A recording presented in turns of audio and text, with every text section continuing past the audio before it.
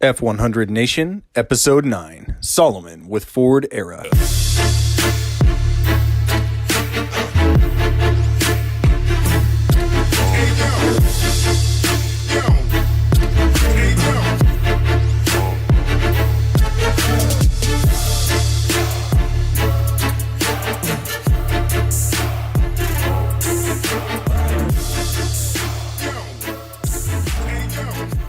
Hey, what's going on, everybody? Welcome back. Got a really exciting episode for you today. We're joined by Solomon with Ford Era and Unibody-Union on Instagram.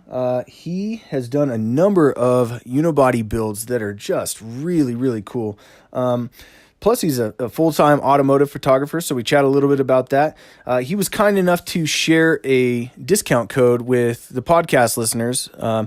Ford Talk on unibody-union.com gets you 15% off anything on the site. He's got some really cool t-shirts and some great stickers and hoodies. If you have a chance, head over there, use promo code F100 Talk and save yourself 15%. I know I'm going to be hopping on there ordering, some stickers and hoodie tonight. So pretty excited about that.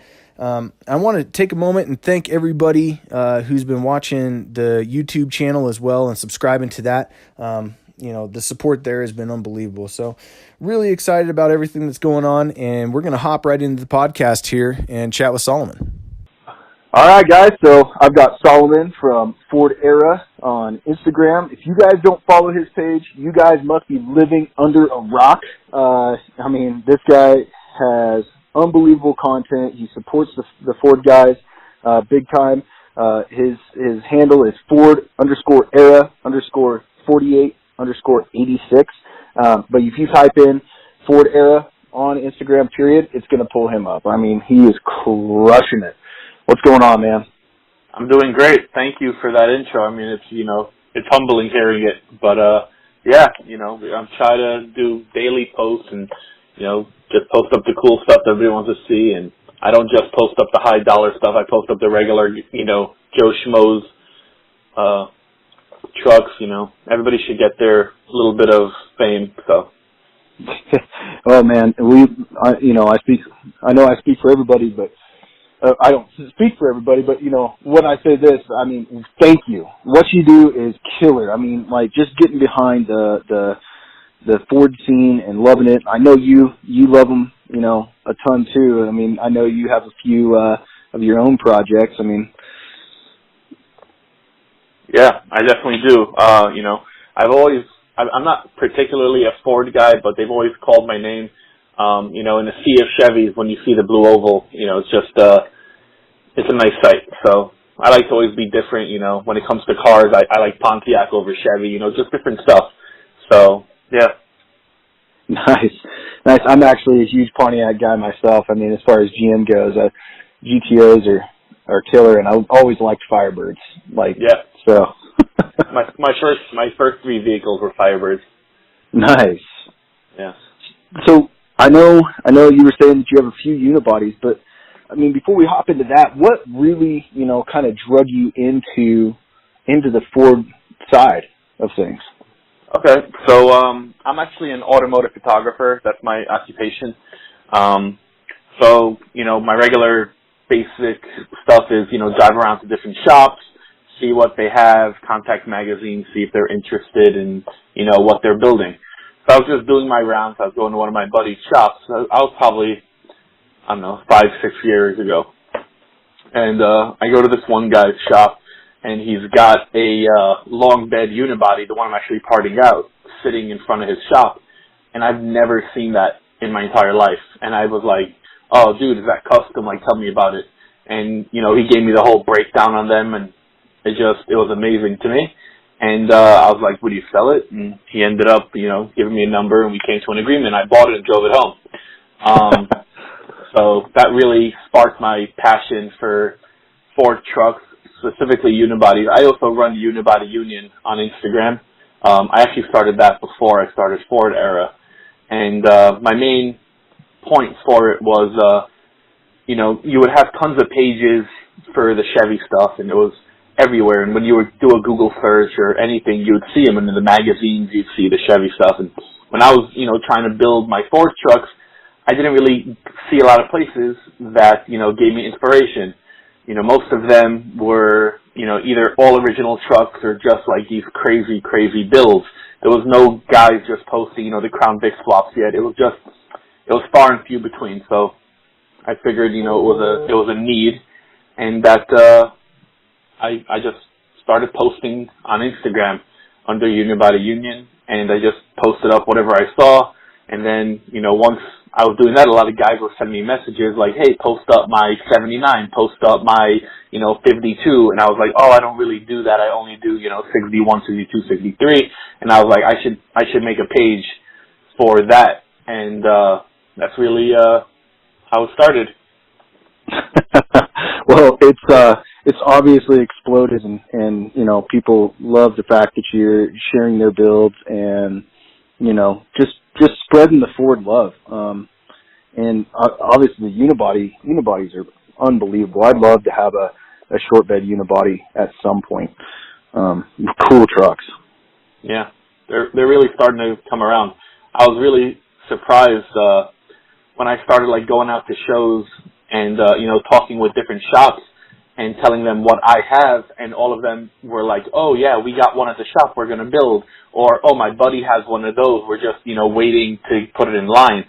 And now it's 4 or 5 years later, and a lot of them finished their builds, and it was just crazy. Like, it went from there was nobody building them, nobody knew about them, to there's at least a dozen like badass ones, and there's at least hundreds of really, really, really cool ones. So it snowballed, and it's really cool. And slowly the aftermarket is starting to pick up. So it's really it's fun to see the progression. Not only with the unibodies, I mean with most of the trucks. The bump sides were the most famous while what I remember, and now everything's starting to catch up. So it's cool.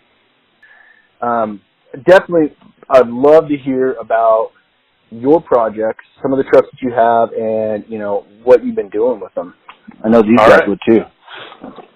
So it's me and one of my buddies. We basically do everything together. So I've got a 61 F100 that I bought from a shop down here in Miami, and they basically imported it from California. I'm the second owner. It has 58,000 miles and some change. Original 292 V8 with a 4-speed on the floor. Just really clean, no rust, just cool truck. And I started doing the normal stuff, getting it running and driving good, making sure the brakes was good. And I ended up doing a matte clear coat, redid the seat, and just been putting miles on it. I got it with 57,800 miles. I think it has 58,000, 500 or 600 miles. So, I put almost 1,000 miles on it, and I don't drive it too much because it's not like comfortable yet. It's still really original, but it's getting there. And then I have another one. It's not mine. It's my buddy Simi's, but me and him build it together. And he has also it's a 61 F100 short bed, but his is a big back window. Nice. So that one, I was gonna buy it, and at the time I just didn't have the money. So I'm like, hey man, buy it, and I'll buy it off you. And once it got there, he was a diehard Chevy guy, so I never thought he would like it. But he bought it, and then once it got here, he was like, man, I'm in love. And he ended up not wanting to sell it to me, but, I just told him I'll help him build it. So he ended up getting into some luck. One of our buddies had a 2004 Grand Marquis and basically gave it away to him, literally, it was pennies. So we did a full Grand Marquis swap, floor, firewall, full suspension. So it's the same thing as the Crown Vic. And that one's got a lot more fun stuff in it. That's the one that we're really focusing on building, because what I want to do with my main 61 is it's going to be a little bit pricey, so I'm saving up for that. And I don't want to, do stuff backwards. I'm trying to do everything at once the right way, and the small stuff I'm doing as I could. But his truck, we're really full-fledged working on it all the time. Nice. So you guys did a full body swap on it, sounds like. Everything. It was gnarly.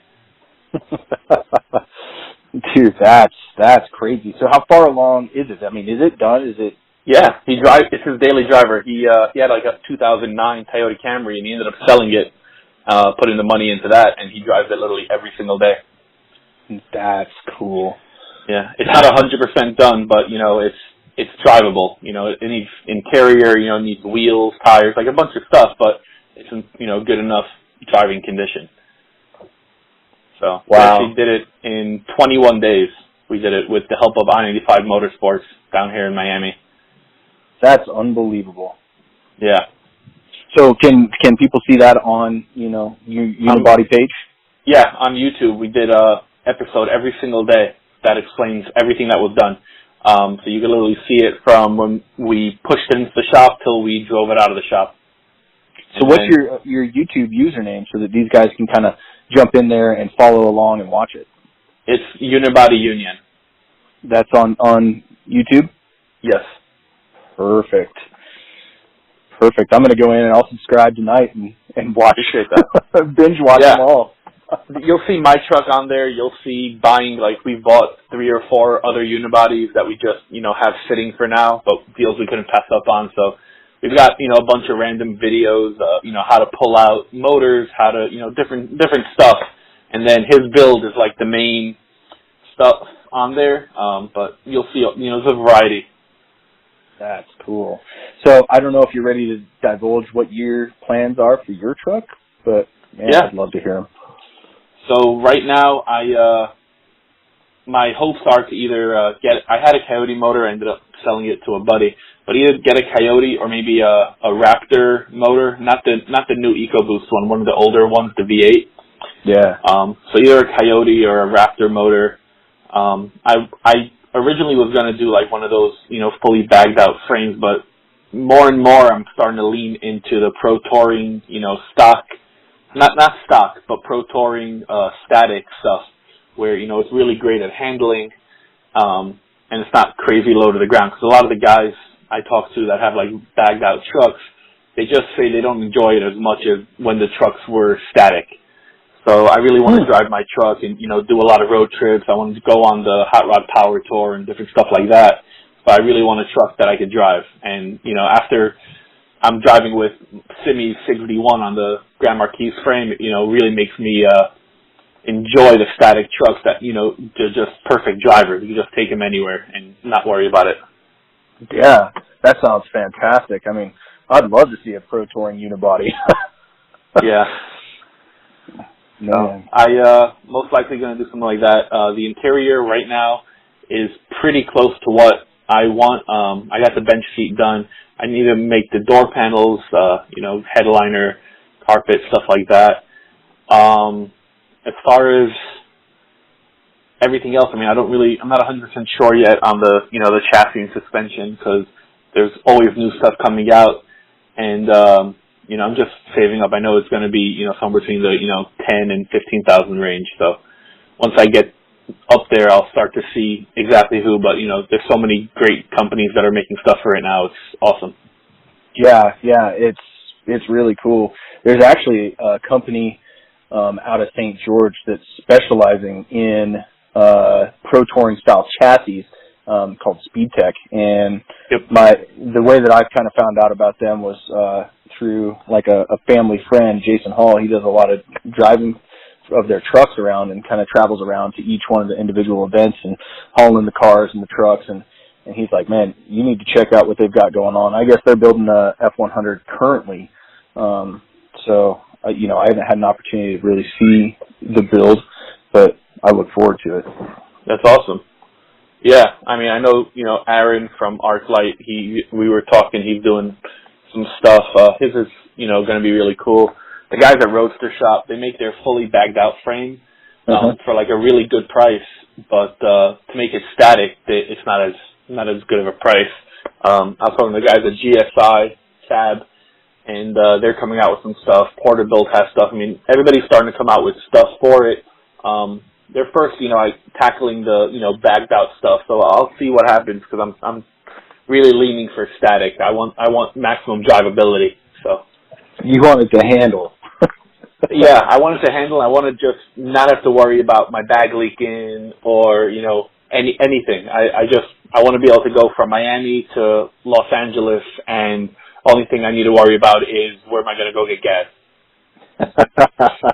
That's awesome. Would you do any fuel conversions or anything like that, or are you going to leave it pump gas? I don't know. Right now, my daily driver, I run E85, and I love it. You know, in South Florida, gas is about $3 a gallon. The E85 is about $2. So Wow. I like it, and I'm a bigger guy, and I love smelling. It kind of smells like a deep fryer, so it's really funny. That's awesome. Yeah, so no matter where you go, it smells like French fries and burgers. It's really cool. Now that is really cool. Oh yeah. man! But I'd love to do a Cummins swap, but I don't know. I'm not 100% sure because I haven't personally ever driven like a 4BT, style truck or anything like that. But I have different ideas for different ones of the trucks, so that's something way down the road for one of the other builds. That's cool that you're kind of planning some things out and yeah, I'm excited to see what you do. Me too. So what's the truck scene like down in Miami? I mean, do you guys have a fairly large truck scene, or what's the deal down there?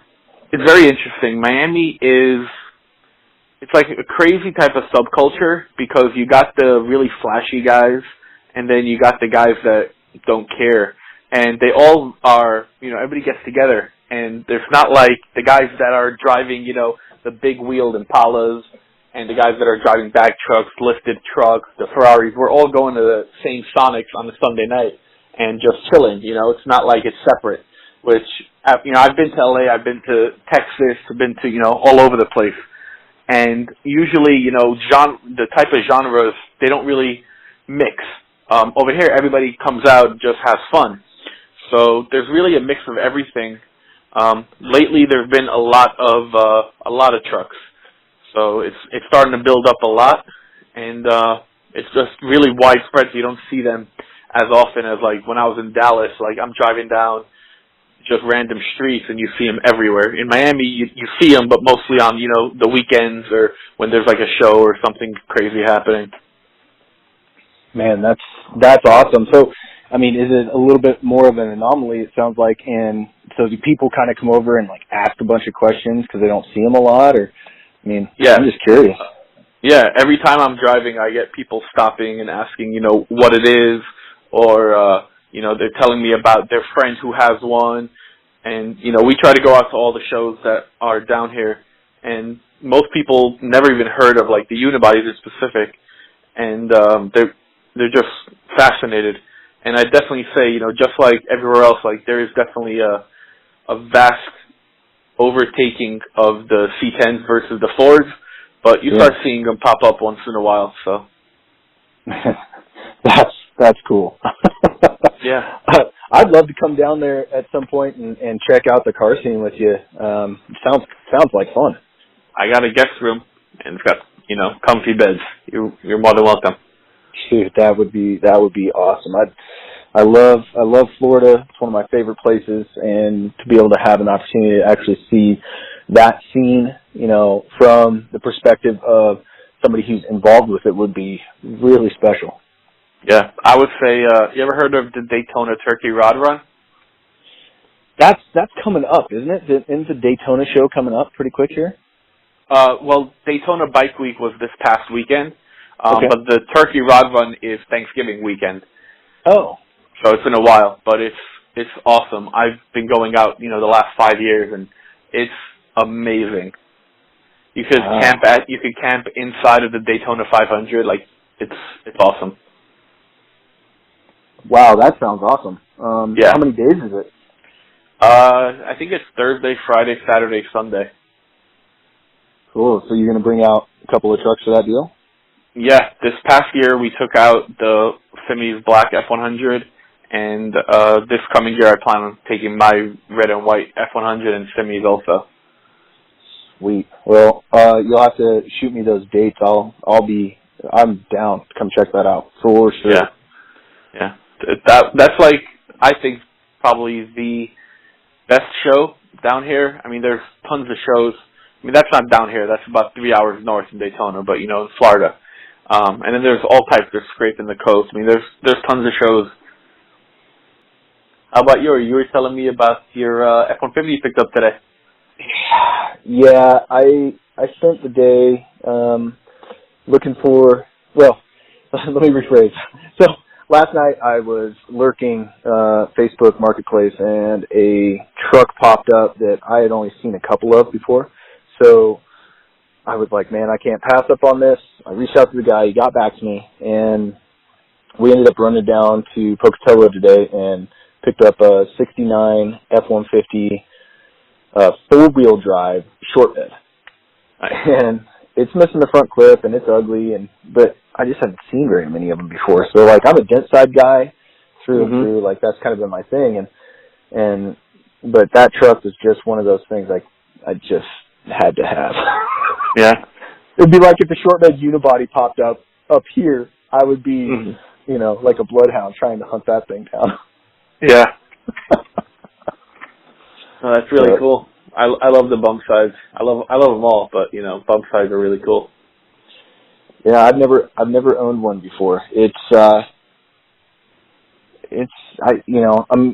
I'm neck deep in this 76 F100 build currently, and cutting that down. So I'm going to try and do one at a time, and so it'll be kind of tough for me to not want to play with this other one. But I've learned if I do one at a time, it's a lot more fluid, and I'm able to put every bit of effort into the build that I can. So yeah, and it actually gets done. Exactly. Yeah, I can't say how many projects I started, like the long bed that I'm cutting up right now. That was my first project, and then I bought a short bed and jumped onto that, and then someone bought that short bed off me, and then I bought, another short bed, and I was jumping around to so many projects at the same time that I never really focused on one and got anything really done. So now I'm like trying to just do one at a time and actually see progress. That's cool. So tell me a little bit, because there might be some listeners that need some more parts and things like that, but, on this long bed that you're parting out, I mean, is everything up for grabs, or is there stuff that's already taken, or, I mean, what do you have? So I sold a bunch of stuff already. So I sold the hood, I sold the grill, one of the taillight corner housings, the whole frame, motor, suspension, all of that's gone. So far, that's pretty much it. Every day people are asking me, and, I'm giving them prices and stuff, but so I still have a majority of the truck left. Whenever someone makes me an offer, I usually accept it, so I'm not trying to get every penny out of it. I just need the space in the yard because I'm trying to buy a big back window unibody that I got my eye on right now, so I'm trying to free up some cash, get some space in the yard, so. Nice, so you can keep everybody happy that you're not just piling more and more in. Look, some of it's going away, and now I have room for a new project. Yeah, the wife said, you can only use the same money that you already spent. The new money we have to discuss. So that's smart. Now, so you're like, all right, well, I'll maximize what I can and make this happen. Yeah, so been selling stuff off. That's why I got rid of the Coyote motor. And I had a set of Willwood brakes that I bought. I had tons of stuff that I was collecting to do the long bed build, and I ended up just selling everything off slowly. I still had a full Ride Tech air ride kit and stuff like that. Oh, nice. Are you gonna hang on to that, or is that up for grabs? No, that's for sale. I got a full Ride Tech kit, pretty much everything you would need. On the long bed, I actually built the frame. I myself went to Wyotech for sheet metal fabrication, motorsports, and chassis fabrication. So while I was in school, I brought the long bed up there and I started the frame. So I did a V'd frame, so that it would lay frame on 24 by 15 from the back and 22 by 8 from the front. So I built the entire frame, and I was gonna put a Mustang 2 front suspension, so I bought the entire suspension. I started putting it in, and I ended up not having enough time to put it in before school was over, but I had it. So I have the Ride Tech uppers and lowers that are made for the Mustang 2. I have, their complete control kit, all the bags, everything. And then in the rear, I was going to run a Ford 9 with a triangulated 4-link.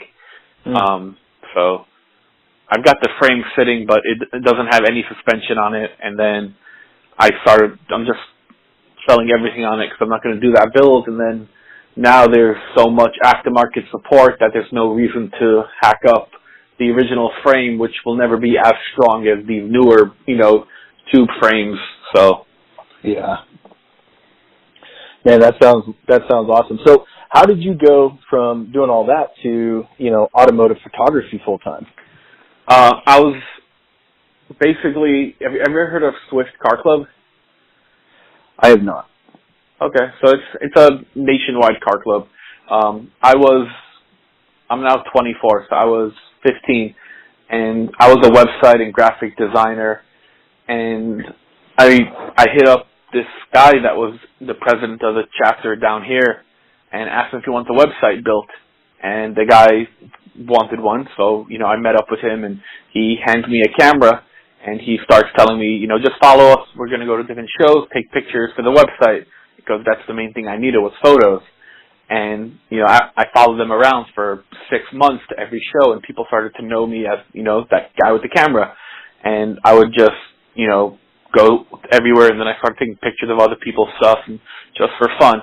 And then Rise magazine, which isn't around anymore, but they hit me up for a car show that I already took the photos of, if they could use the photos. And then I got, I built up a relationship with them, and I got a good relationship with a few different forged wheel manufacturers, and I just kept doing that. In the meantime, I had a real passion to build them. I didn't just want to take photos. I wanted to actually be the one that someone's taking the photos of. So I signed up and went to Wyotech, and I went to the Sacramento, California campus and the Pennsylvania campus for 2 of the different programs they offered. And I went through that, and right before I was finished, I skipped a part. I ended up becoming the president of the Miami Car Club chapter, and I was the head counsel for the East Coast. So I had a lot of the guys, I had an influence on them, and, any companies that I would reach out to, I would be able to influence my club on buying their wheels or their accessories, different stuff like that. So a new wheel company came out, and I reached out to them and said, I've got a lot of members, and they'd be interested in buying wheels at a discounted price. And I ended up selling 32 sets of wheels in like 1 week. And the owner of the wheel company was like, dude, that's crazy. You should come work for me full time. And I was like 19 or 20. So I was like, I'm down. I graduate school in 2 months, and I'm in. And I did that. I was working for him for about a year, and it got really boring because it was like a desk job. I like to actually do stuff. I don't like to just sit around. So I ended up quitting and just really focusing on the photography. But while I was working for him, I really studied up my photography because I was the marketing director, and just becoming better and, getting better equipment. And when I left there, more opportunities, presented themselves, because people started to know who I was. I was going to SEMA, I was traveling around to different car shows, and I just started doing freelance work, and I was just making money doing automotive photography, so I never started to work in the fabrication field. And then I got married, didn't really have time or the money to be an apprentice, because no one's going to start you out when you're, fresh out of school. You got to, work your way up, sweep the floors, and, just work your way up. And I was already kind of established as a photographer and not a fabricator.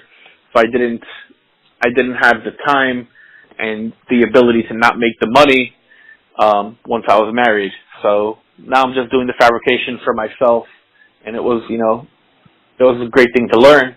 And the photography is just what I'm good at also. So I just do that. Man, that's really, really cool. Really cool. Yeah. So it just kind of all snowballed. You got definitely. Wow. Now you get to play with cars for yourself, and you get to enjoy seeing other people's builds, and maybe pull some inspiration. Definitely. Crazy. I mean, I still have hopes of, opening up a fab shop down here one day, but for now I'm just going to focus on, providing for my family and building up, buying tools and doing stuff. So, we'll see what happens. That's fantastic. Well, man, I really want to thank you for coming on to the podcast. I know, I was really excited to have you on, and I look forward to, hopefully having you on again here in the future. Absolutely. So, if you guys have a chance, make sure that you're following both of his Instagrams, Ford_era_48_86 and unibody-union @unibody-union on Instagram. Just make sure you give him a follow. Go give him some likes, comment, let him know that you heard him on the podcast. Extremely thankful that he took the time out of the day. I know, on the East Coast it's quite a bit later over there. So I want to thank you for taking the time to chat with me.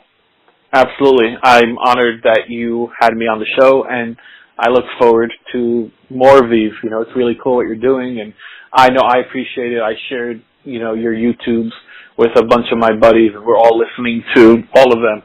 So I think it's really cool, and I was really humbled to be asked to be on it. So. Oh man, thank you very much. I'm blown away that by the support. So thank you very much. No problem. Have a great night. You too.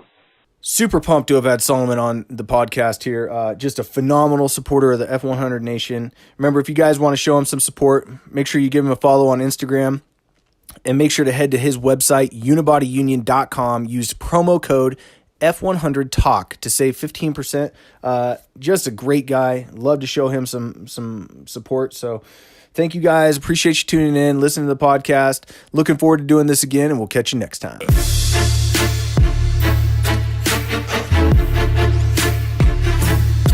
Hey, yo.